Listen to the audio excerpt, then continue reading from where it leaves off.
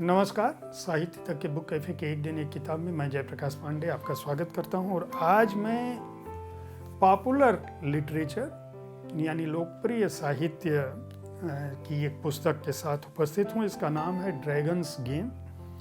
रणविजय इसके लेखक हैं। भारत को महाशक्ति बनने से रोकने के लिए चीन की खुफिया एजेंसी का जो माया जाल है उस पर यह एक काल्पनिक पुस्तक है। रणविजय कला और कथ्य के साथ साथ लेखक के रूप में प्रयास कर रहे हैं। यह उनका पहला उपन्यास है और इस उपन्यास में उन्होंने वास्तविक घटनाओं में अपनी कल्पना को मिलाकर यह ड्रैगन्स गेम लिखी है।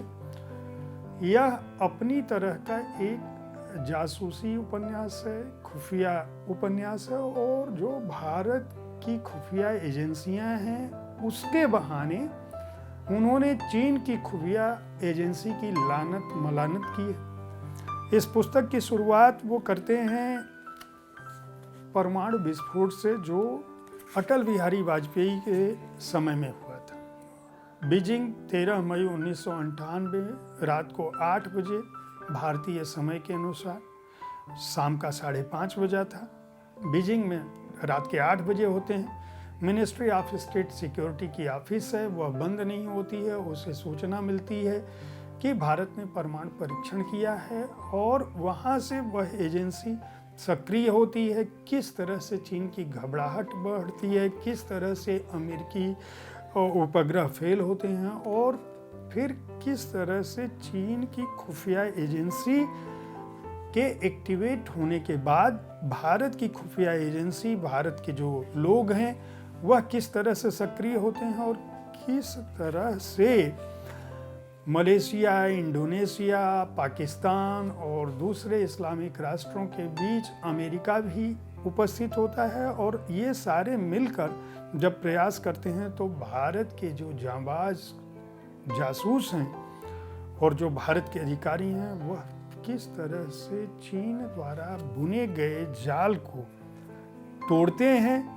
न केवल तोड़ते हैं बल्कि भारत को बचाने की कोशिश करते हैं। यह उपन्यास बेहद किस्सागो ढंग से लिखा गया है।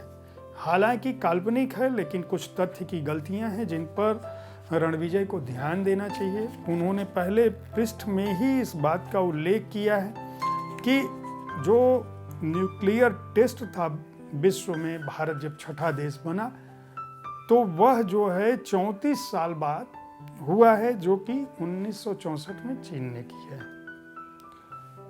जबकि भारत का जो न्यूक्लियर टेस्ट है वह इंदिरा गांधी के समय में भी हो चुका था।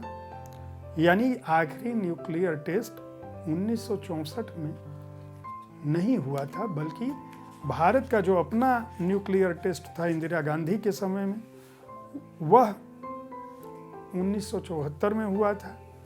तो भारत की जो अपना प्रयास है यानी पहला टेस्ट वह 34 साल बाद, चीन के टेस्ट के बाद नहीं हुआ है बल्कि 1974 में जो टेस्ट हुआ है बुद्धा स्माइलिंग का उसके बाद हुआ है। हालांकि उसका जिक्र उन्होंने बाद के पृष्ठ में सुधार लिया है, लेकिन जब हम आंकड़ों को देते हैं तो हमें इस बात का ख्याल रखना चाहिए कि हम तथ्यों के साथ, अगर हम तथ्य तिथि के साथ रखते हैं तो सही ढंग से रखें।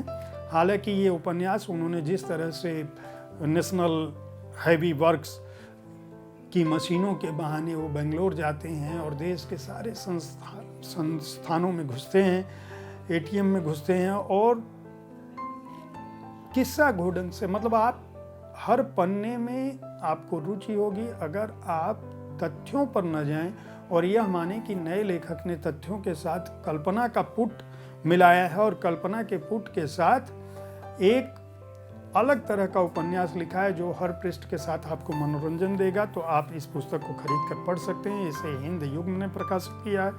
मूल्य 199 रुपये है और पृष्ठ संख्या है 208, जो किसी भी रूप में अधिक नहीं है। कल ठीक इसी समय ऐसी ही किसी एक पुस्तक के साथ मैं फिर आपसे मिलूंगा। बुक कैफे में मैं विविध विधाओं की पुस्तकों के साथ पहुंचता हूं। यहाँ गंभीर साहित्य के साथ साथ लोकप्रिय साहित्य और अलग अलग विधाओं की पुस्तकों को भी जगह मिलती है, ताकि पुस्तक संस्कृति को बढ़ावा मिले और अच्छी पुस्तकों को चयन करने में आपको आसानी हो। धन्यवाद।